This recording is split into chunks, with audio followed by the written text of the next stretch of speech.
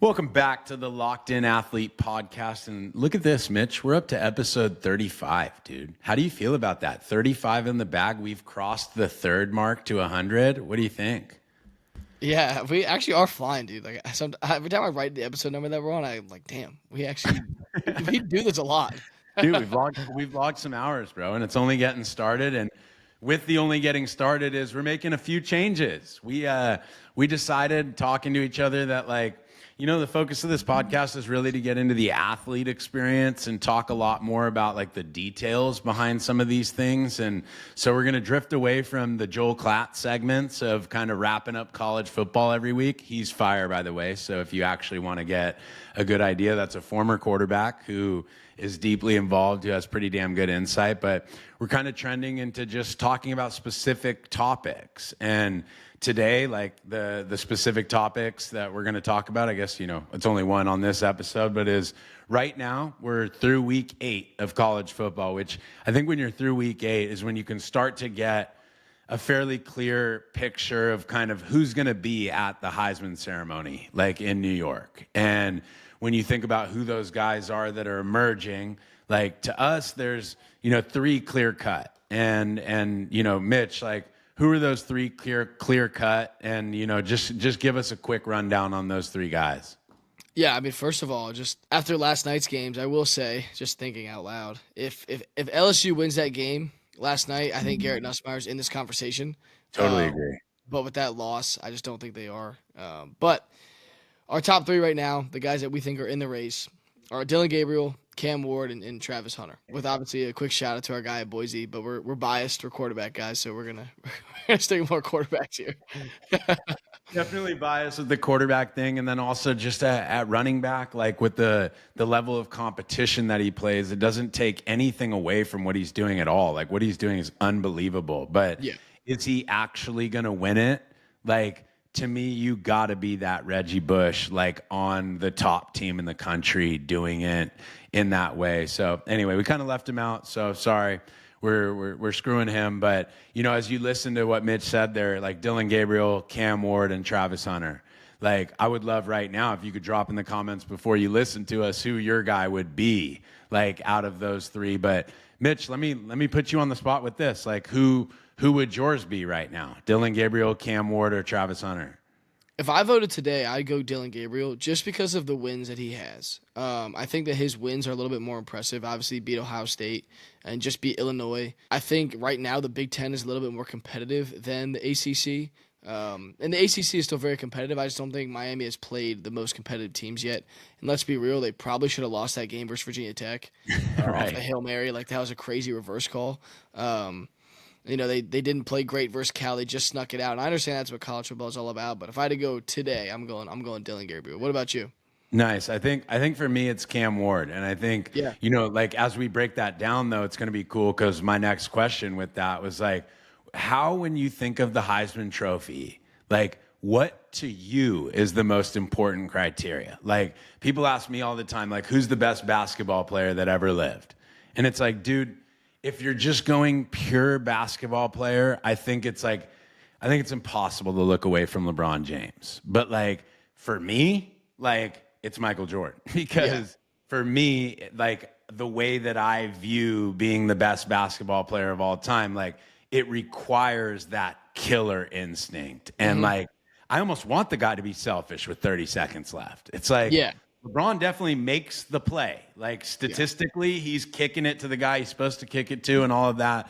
But dog is a heavy criteria for me. And like, I'm sorry, he's not even sniffing Michael Jordan in terms of dogs. So like, that's just an example. But like, when you look at the Heisman Trophy to you, like notoriously it's been quarterback, which is why it's going to be exciting to kind of touch Travis Hunter and talk about what he's doing.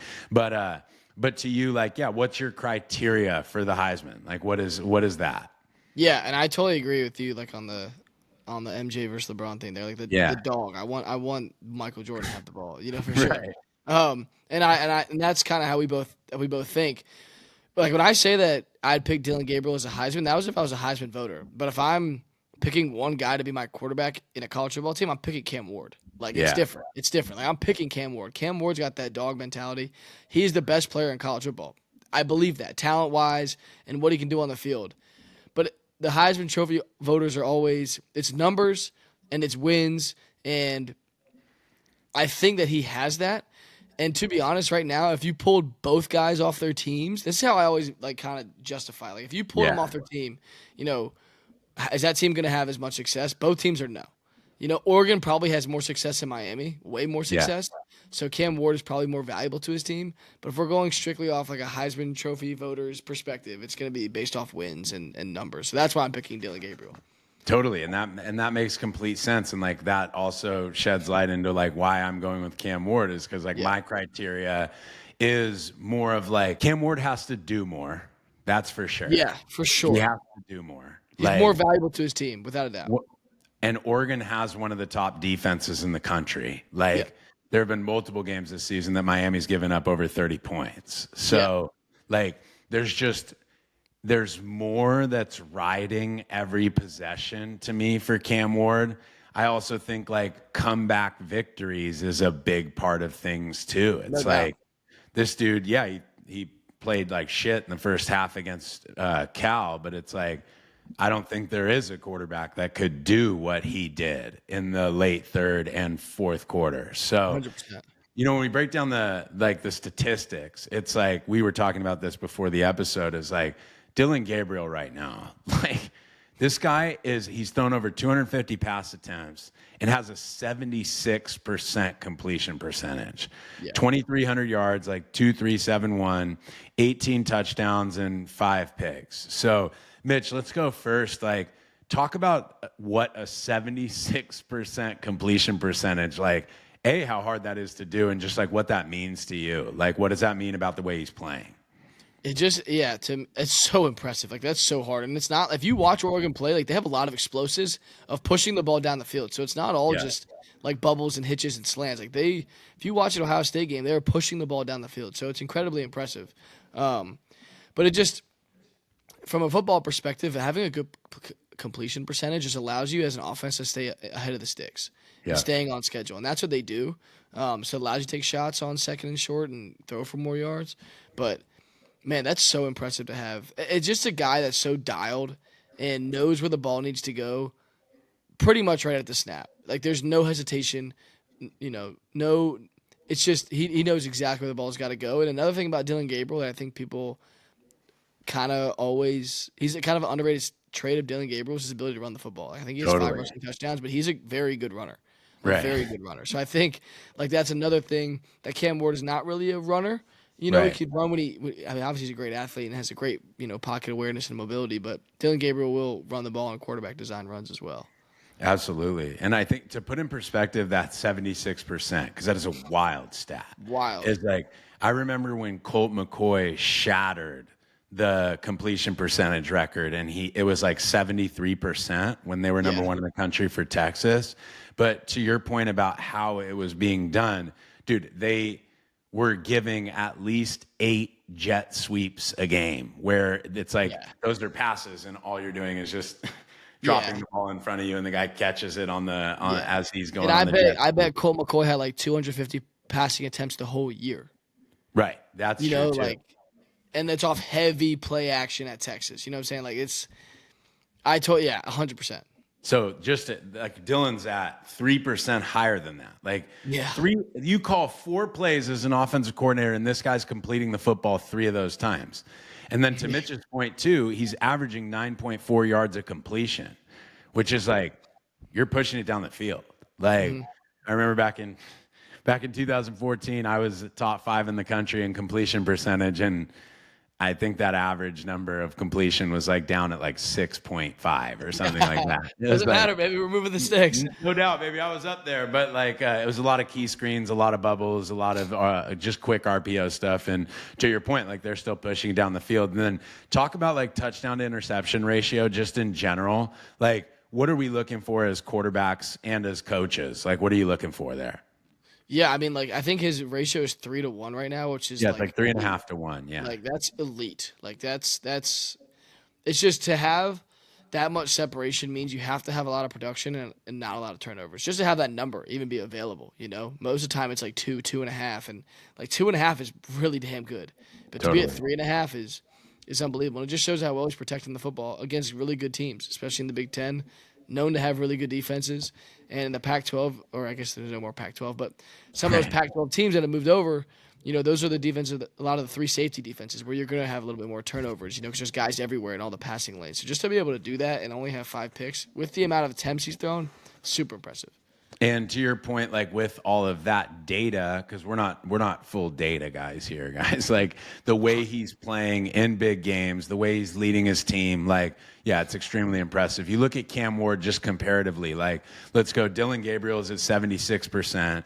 Like Cam Ward is at 68. Like that's a significant difference. Yeah. Like 8% in terms of your completion percentage. Now Cam's thrown for more yards. He's thrown for 30 more attempts. So he's up 400 yards on those 30 attempts. It's about average. If you were saying, like, if Dillon had those 30 extra pass attempts, that's probably what he would look like.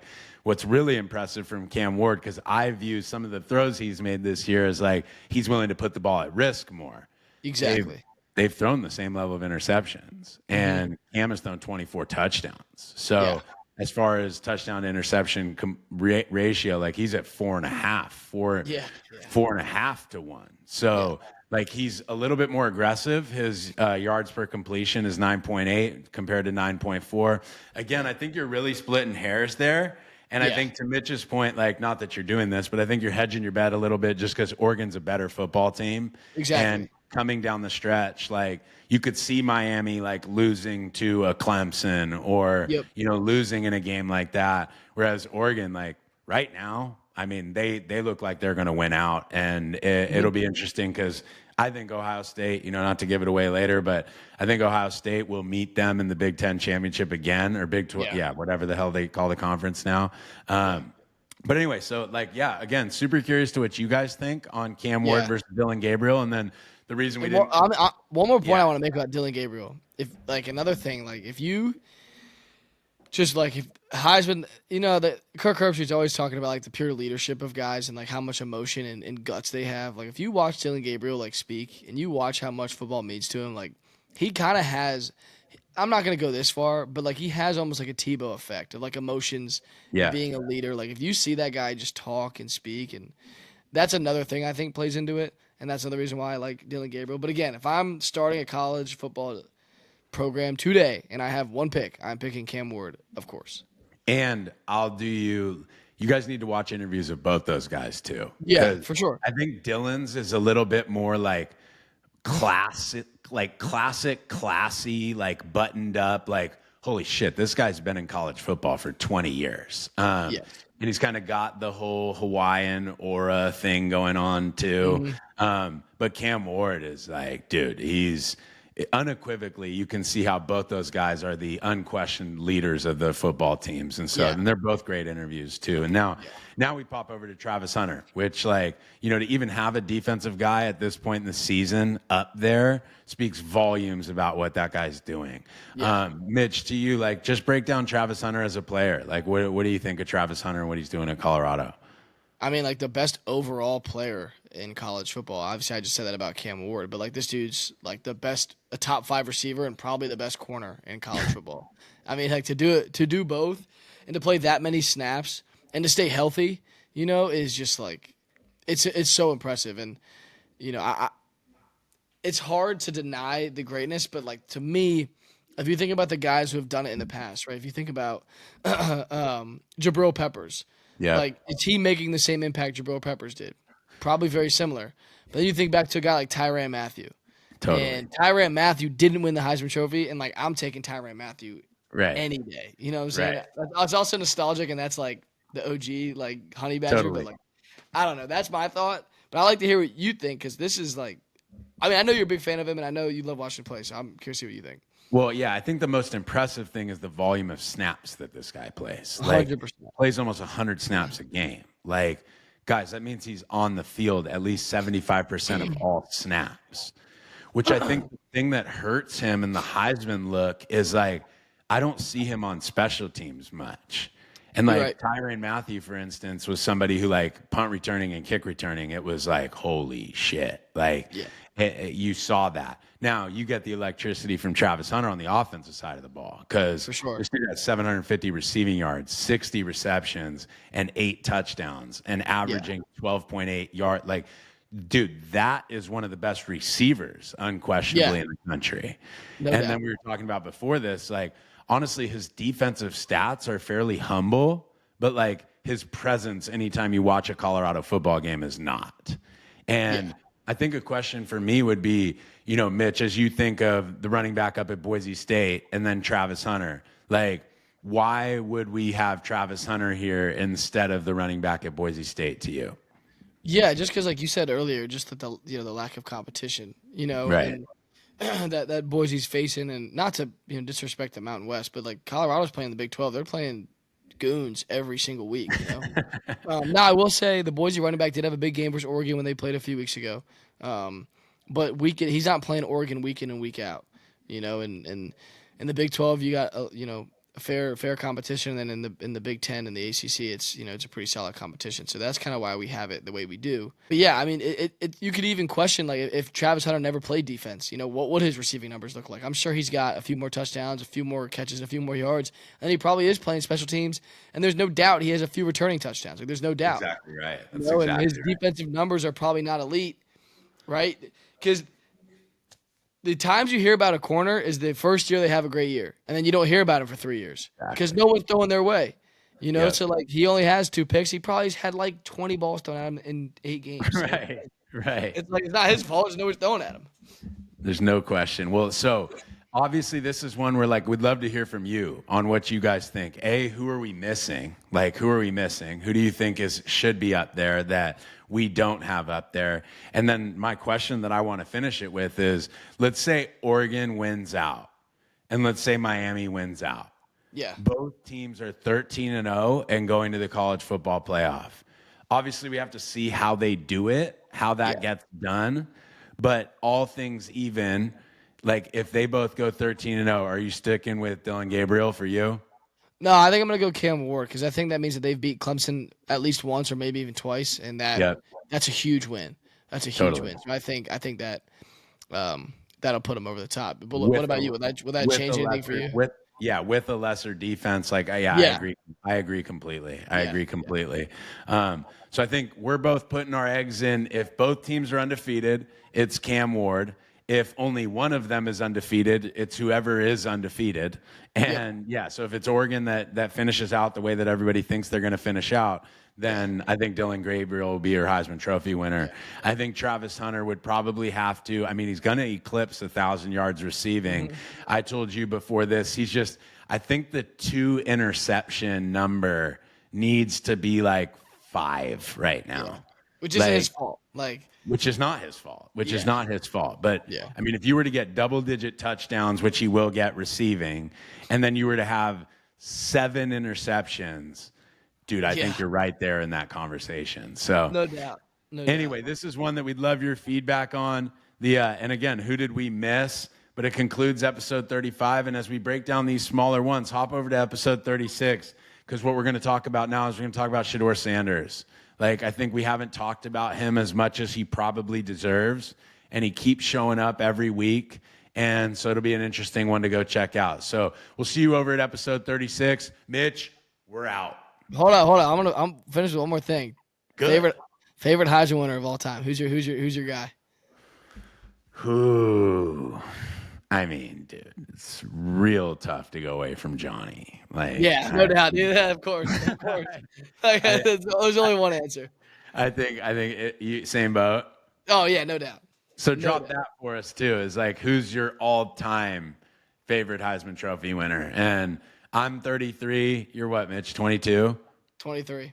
23. So, I'm sure a couple of you Neanderthals in here that are in your 50s got something to drop on us. So please do it. But yeah, I think we're both going with Money Manziel, dude. No doubt. All right. That leads us out.